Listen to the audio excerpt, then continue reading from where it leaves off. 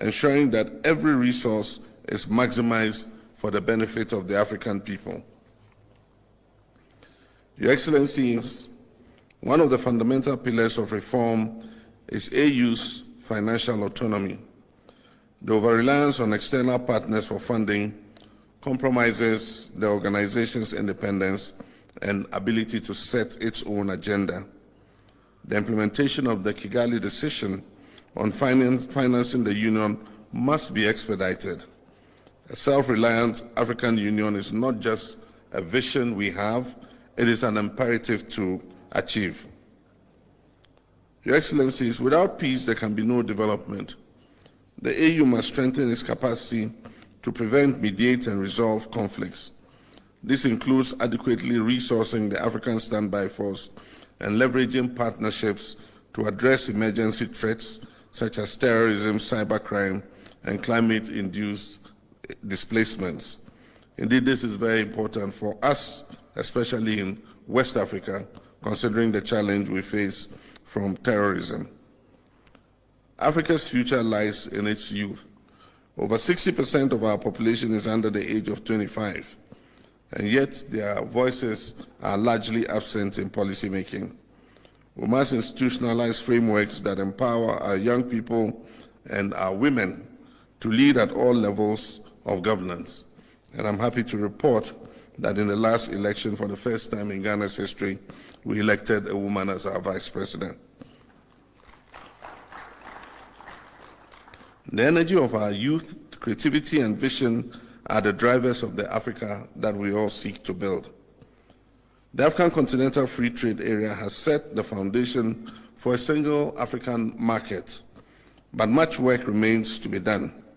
We must address the barriers to trade, we must harmonize regulatory framework, and invest in infrastructure to unlock the potential of intra-African trade.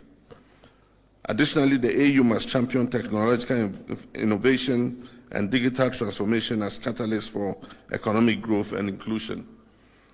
And in this, we wish that the African payment system that allows us to pay seamlessly for goods traded between our countries is expedited so that we can have a system of exchange.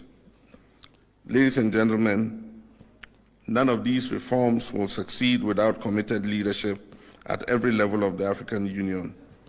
We as heads of states and government have a duty to lead by example, to prioritize the collective good of our people over our parochial interests, and to act decisively in the interest of our continent. But leadership does not end with us. The Union must foster partnerships with civil society, the private sector, and the African diaspora, whose contributions are vital in shaping and implementing reforms. This is a shared responsibility, and together we can achieve the African Union we all envision. To achieve a conflict-free Africa, we must strengthen the Africa Standby Force and enhance our collaboration with regional economic communities. A well-coordinated and responsive security mechanism will allow us to address conflicts swiftly without over-reliance on external actors.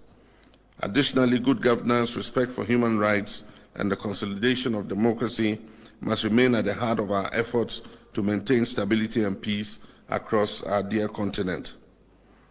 The winds of change are blowing across the African continent, and the world is watching. Let us rise to the occasion not just as participants in history, but as architects of a brighter future. Together we can and will shape a stronger, more resilient, and more united Africa. This retreat presents an opportunity for candid dialogue and bold action. Let us approach our discussions with open minds and a shared commitment to progress. The reforms we champion here are not merely procedural. They are about the future of our people, the realization of Agenda 2063, and Africa's rightful place on the global stage. Let us leave here united in our resolve to build an African Union that truly reflects the aspiration of the African people, a union that is capable of meeting the challenges of today and the opportunities of tomorrow. In closing, I wish to reiterate Ghana's strong commitment to strengthening ties with Kenya and all other African nations in the spirit of Pan-Africanism and mutual progress.